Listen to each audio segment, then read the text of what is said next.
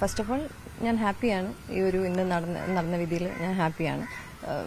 മുന്നോട്ട് പോകുമ്പോഴാണെങ്കിലും ഞാൻ നീതി എക്സ്പെക്ട് ചെയ്യുന്നുണ്ട് തീർച്ചയായിട്ടും. അതർ ദാൻ ദാറ്റ് ഈ പറഞ്ഞ പോലെ SIT ഇൻവെസ്റ്റിഗേഷനിൽ എനിക്ക് നല്ല രീതിയിലുള്ള അൺസാറ്റിസ്ഫാക്ഷൻ ഉണ്ട്.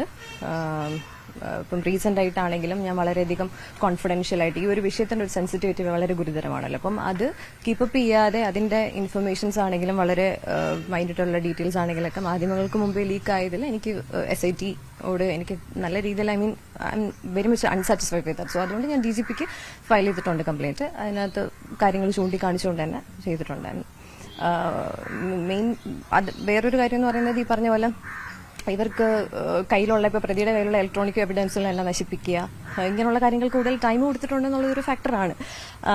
ഇപ്പൊ സാക്ഷികളെ ആണെങ്കിലും ഒക്കെ അവർക്ക് സ്വാധീനിക്കാം, സമയം കിടക്കില്ല. അപ്പൊ അതുകൊണ്ട് തന്നെ അതൊക്കെയാണ് ഞാൻ ചൂണ്ടിക്കാണിച്ചൊരു വിഷയം എന്ന് പറയുന്നത്. ഈ ഒരു അല്ല, ഞാൻ അതിലേക്ക് ആ വിഷയത്തിന് സീരിയസ് ആയിട്ട് മുന്നോട്ട് സ്റ്റെപ്പ് എടുക്കാൻ വേണ്ടിയാണ് ഞാൻ DGPക്ക് കംപ്ലൈന്റ് ഫയൽ ചെയ്തിട്ടുള്ളത്. സോ എനിക്ക് SITയുടെ ആ ഒരു ഇതിനോട് എനിക്കത് നല്ല രീതിയിൽ അൺസാറ്റിസ്ഫാക്ഷൻ ഉണ്ട് എന്നുള്ളത് പറയാണ്. അത് തന്നെ ഞാൻ ഹാപ്പിയാണ്. ഇനി മുന്നോട്ട് ഇനി ഇതിന്റെ പ്രോസസ്സും കാര്യങ്ങളൊക്കെ എന്താണെന്നുള്ളത്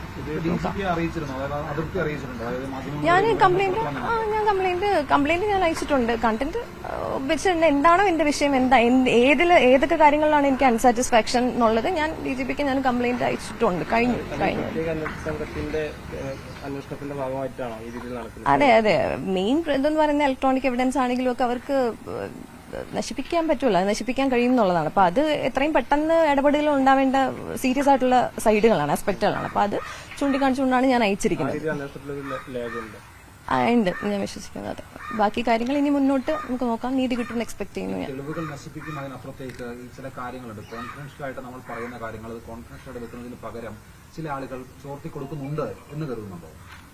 എനിക്ക് കൂടുതലൊന്നും പറയാനില്ല. ഈ വിഷയം എന്ന് പറയുന്നത് വളരെ കോൺഫിഡൻഷ്യലാണ്, സെൻസിറ്റീവ് ആണ്. അത് ഓരോ ആളുകളും അത് ആരാണെങ്കിലും ഗ്രൂപ്പ്സ് ആണെങ്കിലും ഒക്കെ അത് മനസ്സിലാക്കേണ്ട കാര്യമാണ്. അതിന്റെ ഒരു സെൻസിറ്റിവിറ്റി നമ്മൾ ഓരോ മിനിറ്റും നമ്മൾ ഈ പറയുന്ന പോലെ പ്രതിക്ക് നമ്മളൊരു പ്ലാറ്റ്ഫോം കൊടുക്കുകയല്ലോ വേണ്ടത് എന്നുള്ളതാണ്. അത്രേ ഉള്ളൂ.